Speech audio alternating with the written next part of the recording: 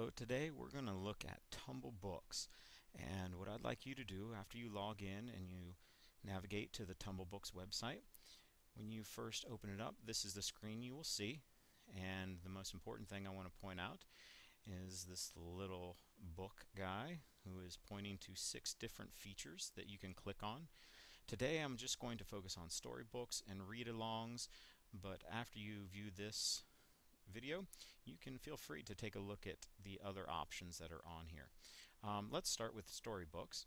If you click on storybooks, you will open up or you'll continue to the next screen and you will see a lot of books that are available here.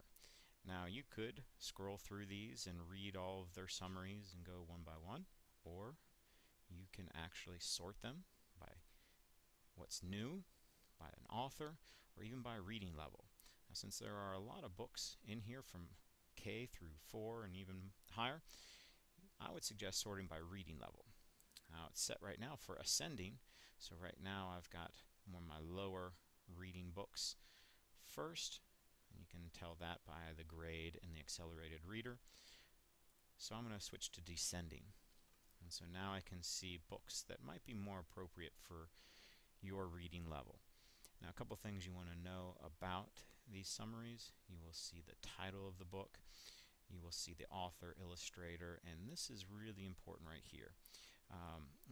This tumble time gives you the approximate amount of time that it'll take you to listen to the story if you have the player read it to you. So, for example, if I click on View Online for Moshi's Miracle, it'll open up a new tumble pad in which all books are read through.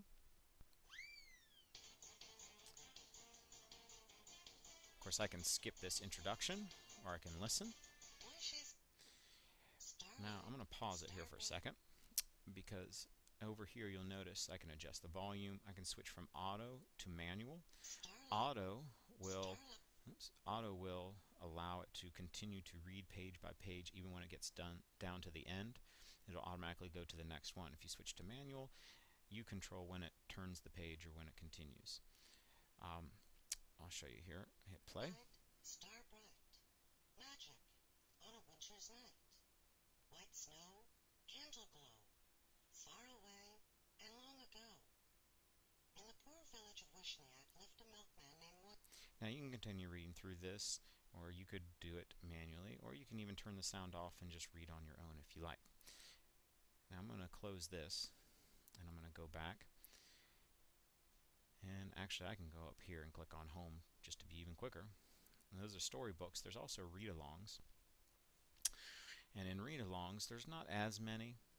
You can see I only have a few choices here, and these are A through D, G through T, W through Z, and I have early readers chapter books.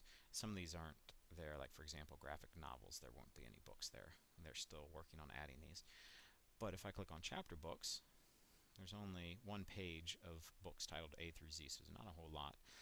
But the cool thing about this, like for example, if I'm interested in the Matt Christopher book, Goalkeeper in Charge, and I go to view this, there's actually options in here that aren't in the storybook.